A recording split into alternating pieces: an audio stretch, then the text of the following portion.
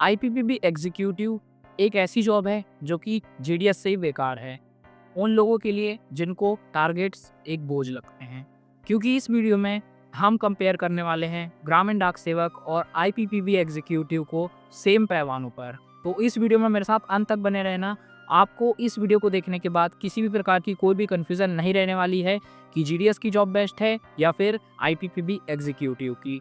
तो वीडियो में मेरे साथ अंत तक बने रहना। साथ ही साथ अभी रिसेंटली एक आईपीपीबी एग्जीक्यूटिव का रिक्रूटमेंट आया था, इस कारण से मैं ये वीडियो बना रहा हूँ ताकि लोगों को किसी प्रकार का कोई भी कन्फ्यूज़न ना रहे और जिन-जिन इसका फॉर्म भरा है समय रहते वो अच्छे से इसके बारे में जान लें। तो चलिए इस वीडियो को स्टार्ट करते हैं। Before that, if you are new to channel then subscribe it and if you like this video then share it to all your friends. So let's start this video. तो सबसे पहले point से हम शुरुआत करते हैं नेचर ऑफ जॉब।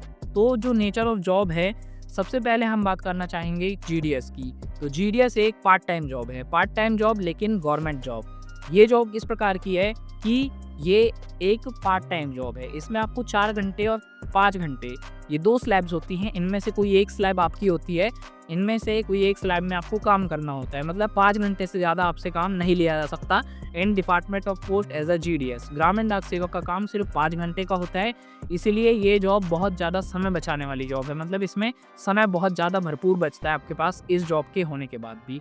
अब हम बात करते हैं आईपीपीबी एग्जीक्यूटिव की जॉब की बात। तो आईपीपीबी जो एग्जीक्यूटिव है वो फुल टाइम जॉब है, लेकिन ये एक कॉन्ट्रेक्चुअल जॉब है। अनफॉर्चुनेटली ये एक गवर्नमेंट जॉब नहीं है और एक कॉन्ट्रैक्ट बेस्ड जॉब है। मतलब भले ही ये IPPB India post payments bank की जॉब है, लेकिन ये एक कॉन्ट्रैक्चुअल जॉब है और किसी प्रकार से इसको गवर्नमेंट जॉब का दर्जा नहीं मिला हुआ है। तो इस चीज़ को अच्छे से आप समझ लेना कि ये एक कॉन्ट्रैक्चुअल जॉब है और ये किसी प्रकार से कोई गवर्नमेंट जॉब नहीं है। तो हमने फर्स्ट पॉइंट डिस्कस कर लिया नेचर ऑफ जॉब। तो अब हम सेकंड पॉइंट पे चलते हैं जो है अलाउंसेस एंड पे स्ट्रक्चर। मतलब पे स्ट्रक्चर किस प्रकार है इन दोनों जॉब्स का। तो सबसे पहले हम बात करते हैं ग्रामीण डाक सेवक की। तो ग्रामीण डाक सेवक में 3 प्रकार की कैटेगरी होती हैं, जिसमें जो पहली कैटेगरी होती है वो बीपीएम की होती है, दूसरी जो होती है वो एबीपीएम की होती है और जो तीसरी होती है वो डाक सेवक की होती है। तो जो दूसरी और तीसरी कैटेगरी है, एबीपीएम और डाक सेवक दोनों का पे स्केल सेम होता है।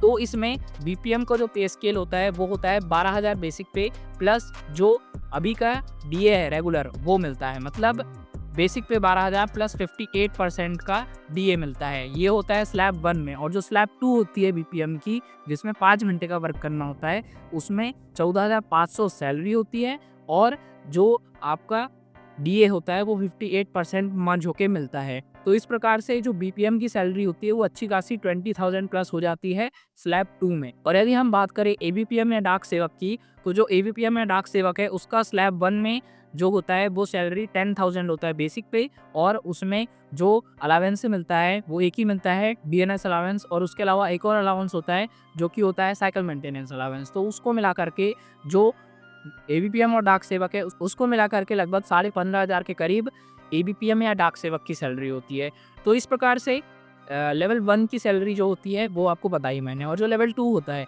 वो सेम एज बीपीएम का लेवल 1 जो होता है उसके सेम होता है। मतलब 12,000 एबीपीएम का लेवल 2 होता है, उसी में एबीपीएम का 12,000 बेसिक पे प्लस डीए मर्ज होके मिलता है जो कि 58% है according to the present time. तो हमने बात कर ली कि जीडीएस में जो तीनों कैटेगरीज हैं उसमें किस प्रकार की सैलरी है, किस प्रकार के अलावेंसेस है, किस प्रकार का पे स्ट्रक्चर है। तो अब हम बात कर लेते हैं आईपीपीबी एग्जीक्यूटिव में किस प्रकार का पे स्ट्रक्चर देखने को मिलता है आपको। तो आईपीपीबी एग्जीक्यूटिव में आपको डायरेक्ट 30,000 रुपीज सैलरी मिलती है, किसी प्रकार का कोई डीए वगैरह नहीं मिलता है। There is no any other allowance than the salary. You will get the better pay but you will not get any allowances from the government और it is a contractual job। और ये job मतलब इसमें salary आपको fixed ही मिलेगी, 30,000 रुपये salary है IPPB executive की। तो हमने बात कर ली दूसरा पॉइंट अलावेंसेस एंड पे स्ट्रक्चर की। अब हम चलते हैं अपने पॉइंट नंबर 3 में। पॉइंट नंबर 3 में जो बात है वो है आपकी जॉब सिक्योरिटी की। तो जो जीडीएस है वो 65 ईयर्स तक जॉब कर सकता है without any break, without any problem, without any resistance, because GDS has the criteria to fulfil for serving in GDS for 65 years of age. But जो आईपीपीबी एग्जीक्यूटिव होता है वो एक कॉन्ट्रैक्चुअल जॉब है और ये पहले 3 साल के लिए होती है और उसके बाद परफॉर्मेंस अच्छी होने पे 5 साल तक एक्सटेंड की जा सकती है। इसके बाद इस जॉब को एक्सटेंड नहीं किया जा सकता। इस चीज़ को आपको अच्छे से समझना है और इसी को समझते हुए ही प्रमोशन लेना है यदि आपको चाहिए तो ही, वरना आप इसमें नहीं जा सकते या फिर आपकी जो चॉइस है उसके अकॉर्डिंग चूज़ कर सकते हैं। जीडीएस में जो है आप 65 साल तक यदि आपके ऊपर कोई एक्शन नहीं होता है डिसिप्लिनरी तो आप इजीली जॉब कर सकते हैं और यदि यदि आप एक आईपीपीबी एग्जीक्यूटिव के रूप में वर्क करते हैं तो उसमें आपको 5 साल मैक्सिमम ड्यूटी मिलेगी। उसके बाद आपको कोई दूसरी ड्यूटी जाके ढूंढनी पड़ सकती है। तो हमने बात कर ली पॉइंट नंबर 3 पे। तो पॉइंट नंबर 3 के बाद आता है पॉइंट नंबर 4 जो कि बहुत ज़्यादा इंपॉर्टेंट पॉइंट है।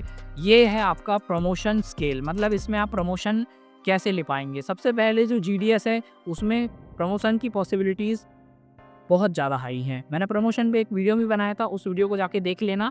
और इसमें जो प्रमोशन की पॉसिबिलिटीज़ है वो बहुत हाई लेवल तक इस कारण से हैं क्योंकि जो जीडीएस है वो एक पोस्टल असिस्टेंट बन सकता है, एमटीएस बन सकता है, पोस्टमैन बन सकता है, यहाँ तक कि एसडीआई भी बन सकता है और यदि वो अच्छा काम करता है तो वो सीपीएमजी तक भी जा सकता है। मैंने वीडियो में बताया है आपको।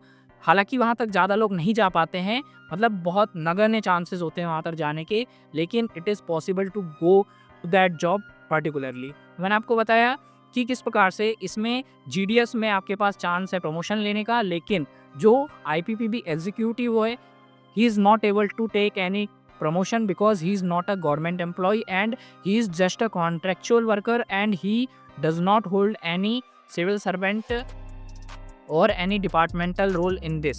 ही इज आउटसाइडर इन डिपार्टमेंट, मतलब वो डिपार्टमेंट में आउटसाइडर के रूप में काम करता है एक कॉन्ट्रेक्चुअल वर्कर के बेसिस में। आप जब भी आईपीपीबी की शाखा जाते होंगे तो वहाँ पे कुछ लोग एज अ कस्टमर सपोर्ट बैठे रहते हैं, वही होते हैं आईपीपीबी एग्जीक्यूटिव।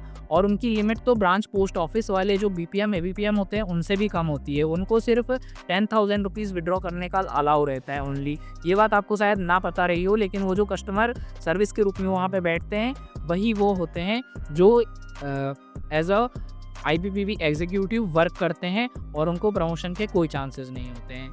तो अब हम पहुंच चुके हैं अपने फुल एंड फाइनल पॉइंट पे जो कि सबसे मेन डिसाइडिंग फैक्टर है। तो सबसे पहले हम बात कर लेते हैं जो जीडीएस जॉब है उसमें आपको टारगेट के बेस पे हरास तो किया जा सकता है, मतलब किया जाता है, बट ऐसा ऑफिशियली नहीं बोला गया है कि आपको टारगेट के बेस पे ही आपका इंक्रीमेंट वगैरह लगेगा।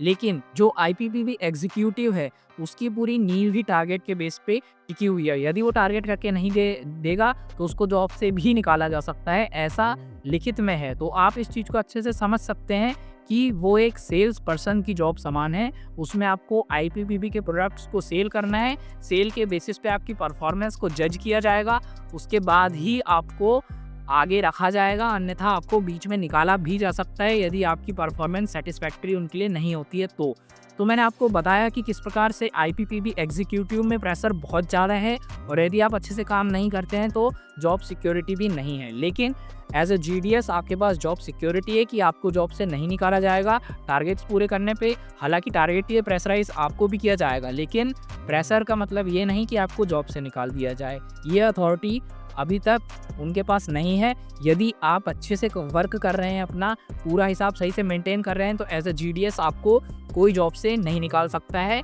आपको ये बात अच्छे से समझ लेनी है। लेकिन आईपीपीबी एग्जीक्यूटिव के लिए यही बात बहुत ख़त्म हो जाती है, बहुत ख़तरनाक हो जाती है, वो कभी भी जॉब से निकाला जा सकता है। तो मैंने आपको फुल कंपैरिजन बता दिया कि किस प्रकार से जो आईपीपीबी एग्जीक्यूटिव जॉब है वो जीडीएस से भी कई ज़्यादा गई गुजरी जॉब है। बस उसका एक प्लस पॉइंट ये है कि उसमें आपको सैलरी थोड़ी ज़्यादा मिलती है, लगभग 10,000 रुपये ज़्यादा मिलते हैं एक बीपीएम से और 15,000 रुपये ज़्यादा मिलते हैं एक एबीपीएम से, बस इतना ही फ़र्क है।